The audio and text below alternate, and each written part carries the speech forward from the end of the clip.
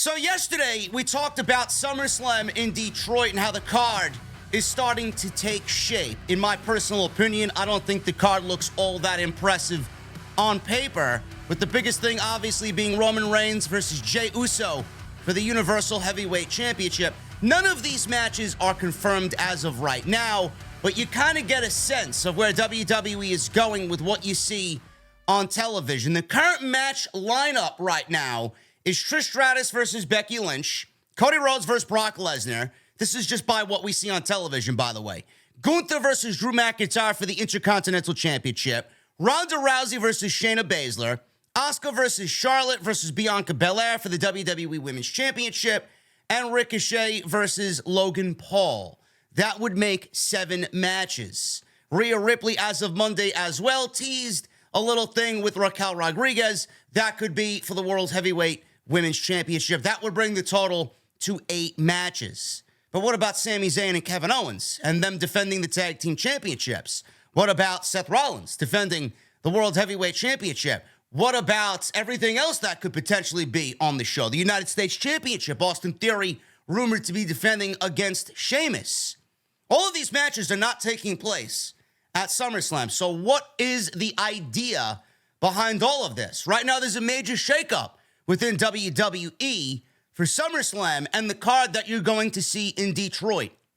Meltzer talked about this in the latest Observer, and he says that the current match listing does not include Seth Rollins, Kevin Owens and Sami Zayn, Edge, and Austin Theory, all of whom you would think would be on the SummerSlam card defending those championships with Rollins and Sami Zayn and the United States Championship. Obviously, in your opinion, I know a fan's opinion, all should be on the show as they are all major championships in the company. Meltzer pointed out how Triple H has kept the number of matches at the biggest shows lower than what Vince McMahon did in the past as a way to keep it shorter and give more focus to the big matches without burning out the crowd, which I think has been one of the biggest changes to WWE PLEs since the beginning of the year. Meltzer added, we're basically told that those matches are scheduled, but there's a lot of competition to get on the show, although most of the aforementioned matches would figure to be locks, end quote. Now, if we look at the SummerSlam card, I personally enjoy when WWE tries to make Monday Night Raw and Friday Night SmackDown a little bit more important than they usually try to make those shows. Who's to say that we can't move a Becky Lynch versus Trish Stratus to a Monday Night Raw? Who's to say we can't move a Rhea Ripley versus Raquel Rodriguez to a Monday Night Raw? Who's to say we can't move something else to a SmackDown? Gunther versus McIntyre. You may think it's good enough for a pay-per-view, and it is. Maybe they move that to Friday Night SmackDown. What about Asuka versus Charlotte versus Bianca Belair? They could move that to Friday Night SmackDown and have that be the main event for Friday Night SmackDown. What I'm trying to tell you is all of these matches are not going to be taking place on the SummerSlam card, especially the matches that have little to no build, little to no heat going into it. More than likely, I would move Trish Stratus and Becky Lynch to Monday Night Raw, as it's one of the worst feuds on television right now. I don't know why anybody would want to see that on pay-per-view, but I digress. More than likely, we're going to get Rhea Ripley versus Raquel Rodriguez on Raw. More than likely, we're going to get the United States Championship on SmackDown. Austin Theory versus Sheamus for the United States Championship. Don't really know why they've kind of gone down the toilet with the United States Championship, but it's not been featured on television. There's no heat surrounding the title, so why would you put it on pay-per-view, as the pay-per-view should be saved for all the biggest stories in the company? Same thing with Sami Zayn and Kevin Owens. What has WWE done to position opponents, give Sami Zayn and Kevin Owens major story going into SummerSlam? They haven't. So they should be on either Raw or SmackDown defending those tag team championships. Finn Balor and Seth Rollins is the rumored World Heavyweight Championship match. That should be on a pay-per-view. You're not going to give us a brand new title to Seth Rollins and then have him defend the title in a random episode of Monday Night Raw instead of at SummerSlam. So most of these matches you're going to get. Some of them are going to be on the Monday and Friday leading into the pay-per-view on August 5th. And I know fans are going to have a problem with some of these names being, omitted from the show, but that's just the way it is.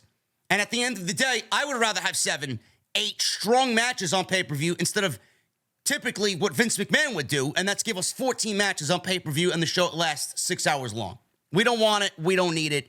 It's better the way it has been going for WWE with the shorter PLEs. Now, if you guys watch NXT, which I know most of you don't, you would have saw on Tuesday a loser leaves town match that has a lot of people talking as it could indicate imminent call-ups to the main roster. Brutus and Julius Creed, the Creed brothers, lost to the Dyad. This is Joe Gacy's group, Schism.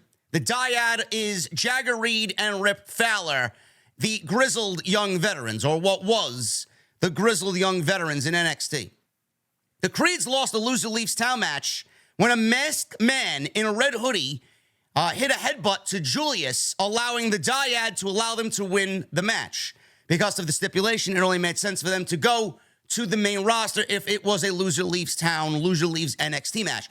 WWE officials have been high on the Creeds for some time, especially Julius Creed. Meltzer reported this in the Observer newsletter and said that they may not be going to the main roster, although there are conflicting beliefs within the company about it. Meltzer wrote in regards to this belief that the Creeds are going to the main roster, I quote, "I would figure that's the case, but one person very close to the situation was outright told that it's an angle and that they will be back on NXT TV," end quote. Meltzer noted this could be real or something those in charge in NXT are just telling people to keep it a secret, even though they did an obvious stipulation with them going to the main roster. Another person who would be in the situation where they should know said that the final decision has not been made, says Dave Meltzer. Are you familiar with the Creeds, number one? More than likely, you're probably not because you don't watch NXT. Who does? It's dog shit. Number two, I know who the Creeds are, so I'm going to give my opinion on it. If you know them or not, that's you. Do I think the Creeds are ready for the main roster? The answer is no. I don't think they're ready for the main roster. There's no rush to bring them up to the main roster. Why are we rushing two guys in Julius and Brutus who have not developed their character, who have absolutely no charisma, that are decent in the ring, could only get better with more time in NXT? Why are we rushing to call two guys up like this to the main roster when we all know, if you know who they are, you pluck them from NXT and put them on the main roster, they need to be entertaining. Are they entertaining? Are the Creeds entertaining? The answer is no. The answer is no. They could have all the talent in the world, but they are not entertaining. So if you're calling these two guys up to the main roster right now, they are absolutely doomed to fail.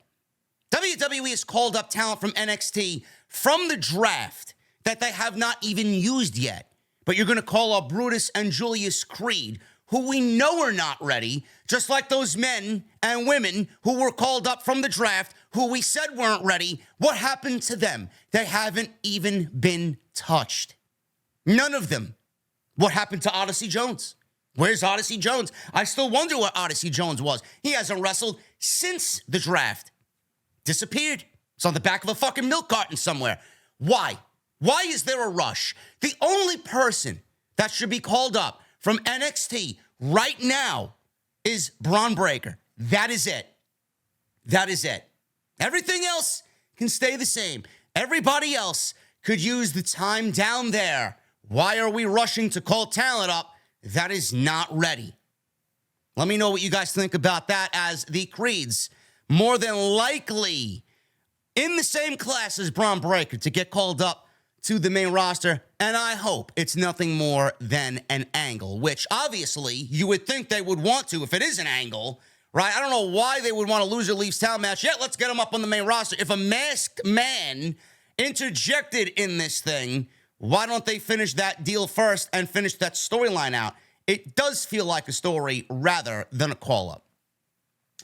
and a major AEW signing right now that could affect AEW's Blood and Guts on July 19th in Boston, Massachusetts.